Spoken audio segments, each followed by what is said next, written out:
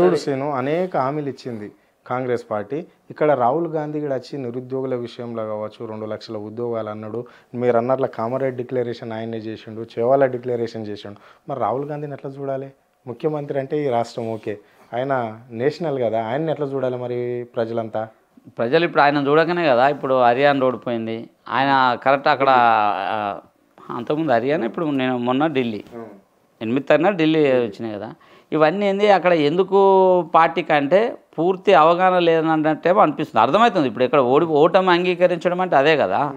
అందుకోసమే ఇక్కడ ఇంప్లిమెంట్ చేస్తుంటే ఈయన కూడా ఇంప్లిమెంట్ చేస్తలేడు. అందుకోసమే కాంగ్రెస్ ప్రభుత్వం దళితుల విషయంలో ఫెయిల్ అయింది, ముఖ్యంగా మాదిగల విషయంలో కూడా ఫెయిల్ అయిందని మేము డిమాండ్ చేస్తున్నాం. కాకపోతే ఒక 1% ఉంది.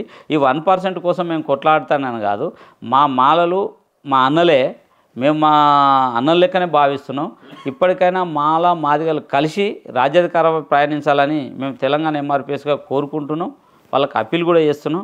మా మందకృష్ణకు కూడా మేము చెప్పేది ఒకటే, రాజ్యాధికారం వైపు ప్రయాణిద్దాం, రాజకీయంలో మన వాటేదో కొట్లాడదాం, రాజకీయంలో మన హక్కుల కోసం ఉన్న దానికోసం పనిచేస్తే బాగుంటుందేమని మేము అన్నకు కూడా మేము సూచనలు ఇస్తున్నాం మందకృష్ణకు. ఎందుకంటే ఉద్యమకారునిగా మందకృష్ణ ఉన్నాడు, ఏ రోజు అమరవీరుల గురించి పట్టించుకోవాలి. మేము తెలంగాణ ఎంఆర్పిఎస్ ఏర్పడి అమరవీరులను కూడా గుర్తించినాం. అట్లాగే ఈ రాష్ట్రంలో ఉన్న కాంగ్రెస్ ప్రభుత్వం రేవంత్ రెడ్డి గారికి మేము ఒక డిమాండ్ చేస్తున్నాం, మాదిగ కుటుంబాలకు ఒక జాబ్ ఇవ్వాలి, ఒక ఇల్లు కూడా ఇవ్వాలి. అవును, ఇండ్లు అన్నారు, ఇప్పుడు అన్నారు అమరుల కుటుంబాలకు ఇండ్లు కూడా ఇవ్వాలని కూడా మేము డిమాండ్ చేస్తున్నాం. అందులో భాగంగానే ఈ వచ్చే నెల మార్చి 1 తారీఖు నాడు కూడా అమరుల సంస్మరణ సభను నిర్వహించబోతున్నాం.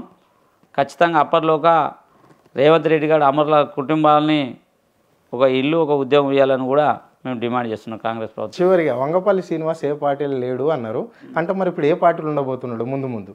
నేను టీఆర్ఎస్ విషయంలో కేసీఆర్కి దగ్గర ఉన్న విషయం అందరికీ తెలుసు. ఆయనే చాలాసార్లు అన్నాడు మందకృష్ణ, ఆయన కేసీఆర్ ఏజెంట్, ఆయన దొరల దగ్గర పోయినాడు, మా జాతిలో చాలామందికి చెప్పిండు.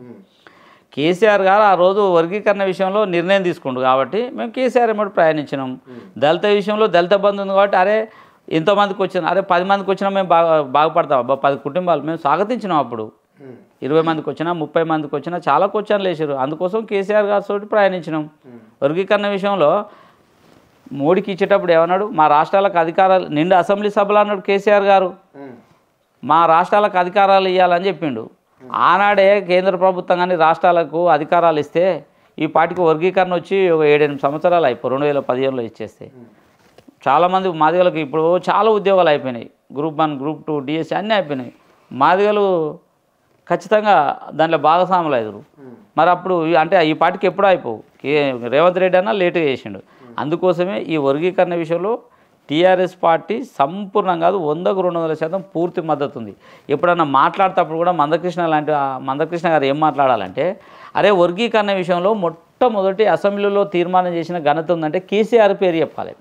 ఈయన కేసీఆర్ పేరు చెప్పాడు ఏమి ఆయన బీజేపీ టీడీపీ ఇదే అంటాడు. కానీ టీడీపీ అసెంబ్లీలో తీర్మానం చేయాలంటే రాష్ట్రలోకలు ధర్నాలు జైలు పాల జరిగినాయన్న.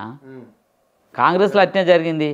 మరి అవన్నీ పెట్టి మరి వర్గీకరణ ఒక ఉద్యమకారుడు మేము అడగంగానే అన్నమైన అమ్మాయిన పెట్టదన్నట్టు అడగకముందే అసెంబ్లీలో తీర్మానం చేసిన ఘనత ఉంది. మరి ఏ రోజన్నా కేసీఆర్ గారి గురించి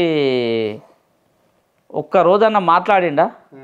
ఏమనంటే వంగపల్లి శ్రీనివాస్ దొరలతో ఉన్నాడు, వంగపల్లి శ్రీనివాసు ఆయన దొరలు, ఆ దొరలతో ఉన్నాడు, దొరల మనిషి అన్నాడు.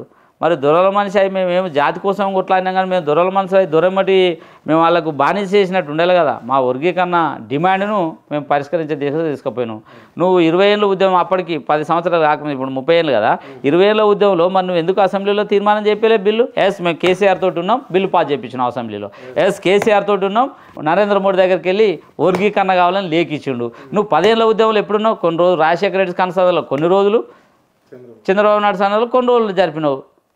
ఏ రోజైనా ఉద్యమకారులను గుర్తించండి మందకృష్ణ మాదిగా ఏమనంటే నేను జాతి కోసం అన్నాడు. జాతిని ఎంఆర్పిఎస్ పేరు చెప్తే ఈరోజు జిల్లాలల్లో ఒకళ్ళు ఓటేసే ఉందా? ఈయన ఎంతసేపు నేను ఈయనను ఓడిస్తా, నేను ఆయన ఓడిస్తా, తెలంగాణ ఉద్యమంలో ఎంత యాంటీ చేసాడో అక్కడ ఇక్కడ ఓడియాలన్నాడు. అసలు గొలుపు ఓటంల గురించి మాట్లాడే హక్కు మందకృష్ణ అన్నకు లేదు. ఎందుకంటే నీ సొంత మన మాదిగలే నువ్వు వర్ధన్నపేటలో 70,000 ఓట్లుంటే నీకు డిపాజిట్ దక్కలే మందకృష్ణ మాదిగ దక్కిందా చెప్పమనండి. ఆరూరు రమేష్ అన్న మీద ఓడిపోయినావు. నువ్వు ఏడో గెలిపావంటే అది ఓడిపోతుంది. ఈ విషయం చెప్తలేదు, ఐరన్ లెగ్ ఉంటుంది అన్నట్టు. నువ్వు ఈటల రాజేందర్ను ఓడించమని చెప్పినప్పుడు గెలవలే. మొన్న గెలిపియమన్నాడు, ఓడిపోలే. అంటే ఎక్కడ ఆయన గెలవమన్న దగ్గర ఓడుతుంది, ఓడమన్న దగ్గర గెలుస్తురు. నువ్వు ఎక్కడైనా చూడు, నువ్వు తెలంగాణ ఉద్యమం బ్రహ్మాండంగా ఉవ్వెత్తున ఏడిస్తే రాజశేఖర రెడ్డిల మీటింగ్లో పాల్గొని ఓడియాలని చెప్పిండు. అక్కడ గెలిచిరా లేదు తెలంగాణ ఉద్యమంలో. మీకు తెలంగాణ ఉద్యమం తెలియదు ఏం లేదు. నేను మద్దతు, ఎక్కడ మద్దతు, జాతంతా మమేకమై తెలంగాణ కోసం మాదిగలు అన్నలు అక్కలు అందరూ భాగస్వాములు అయినాక నువ్వు వచ్చి లాస్ట్కు మద్దతు తెలపాలంటే మద్దతు తెలిపినావు. దాన్ని మొత్తం నేను కేసీఆర్కి చూసిచ్చినా, నేను కేసీఆర్ చూసిచ్చినా అని ఇదే చెప్పుకున్నాడు ఉంది తప్ప నేను చూసి సబ్బండ కులాలు మద్దతు ఇచ్చినాయి. మద్దతు ఇవ్వలేదా? మాదిగ సామాజికం కీలక భూమి పోషించింది. అది మనం చెప్పడం కాదు. మందకృష్ణ అనకముందే మాదిగ సబ్బండ మాదిగలో ఉన్న మొత్తం మాదిగలు పాటధార ఈ రాష్ట్రంలో తెలంగాణ ఉద్యమంలో అగ్రభాగాన నిలిచింది మాదిగలు. నువ్వు లాస్ట్కి వచ్చి మద్దతు ఇచ్చినావు. మాదిగలు అప్పటికే భాగస్వాములు అయినారు కాలేదా? అవునా కదా? మరి దాన్ని నువ్వు గుర్తించలేవు కదా, అది గుర్తించాలి. నువ్వు మద్దతు తెలిపిన రైట్, సంతోషమే. దాంట్లో భాగస్వామ్యమై 4 టికెట్లు ఆడితే నాడు కేసీఆర్ ఇచ్చు మాదిగలకు. ఆ టికెట్ ఇచ్చి 4 మంది ఎమ్మెల్యేలను కూడా కాలేకుండా చేసినావు నువ్వు. గతంలో కూడా మా పెద్దలు దేవన్న లాంటి వాళ్ళు చనిపోయారు. రాజశేఖర రెడ్డి ఉన్నప్పుడు మాదిగలకు కొన్ని సీట్లు ఇస్తా ఉన్నప్పుడు వద్దన్నారు. అది నిజమా కాదా వాళ్ళు చెప్తుంటారు. కానీ మొన్న అయితే టీవీ 9లో కూర్చున్నప్పుడు ఇంతకన్నా ఎవరో గట్టి వాళ్ళు ఉన్నారు కదా. మీరు 4 టికెట్లు ఆడితే ఇచ్చుగా కేసీఆర్ గారు. నువ్వు టికెట్లు తీసుకోకపోతే నీ ముఖ్యమంత్రి రాగానే ఈయన ప్రమాణ స్వీకారం కేసీఆర్ 2 తారీఖు చేస్తే ఈయన చావు డప్పు కొడతాడా? ఇది ఎక్కడైనా చూడు, ఒక మనిషి ఎవరికైనా రాజ్యాంగంలో అన్ని హక్కులు ఉన్నాయి అని చెప్తూనే ఉన్నావు. ఆయన ఒక పండుగ పూట ఒక సంతోషమైన వాతావరణం, తెలంగాణ రాష్ట్రం కోసము ప్రాణం దాకా కొట్లాడి తెచ్చుకొని సబ్బండ కులాలు లేఖం చేసి ముఖ్యమంత్రి కూర్చునే టైంలో సీట్లో నువ్వు చావు డప్పు కొడుతువే.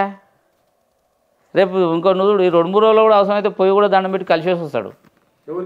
కేసీఆర్ని కూడా కలుస్తాడు. ఈయన ఏముంటుంది విలువలు ఒక ఎతిక్తే పనిచేసి ఈయన పొద్దున్న లేసి అంబేద్కర్ కాంశీరామ్ సిద్ధాంతాలు అంటుంటాడు, పూలే అంటే మాటలు బయటకుంటాయి, చేతలంతా వేరే తిరుగుతాయి. నేను ఈ పార్టీ దగ్గర పోయిన జాతి కోసం, ఆ పార్టీ దగ్గరకు పోయినా ఈ పార్టీ, నా జాతీయ లక్ష్యం ఏబిసిడీల ముందా 2 ఎంపీ పదాలు అక్కారు, 3 ఎమ్మెల్యే పదాలు అక్కర్లేవని ఉపన్యాసాలు ఇస్తున్నావు. అరే అవి అక్కర్లేదు అన్నప్పుడు నువ్వే రాజ్యాధికారం నేను ఆశపడలేదు, జాతి కోసం పనిచేస్తున్నప్పుడు, జాతిలో ఉన్న ఈ బిడ్డలు ఎదుగుతున్నప్పుడు అవకాశాలు వచ్చినప్పుడు ఎందుకు వద్దన్నావు నువ్వు?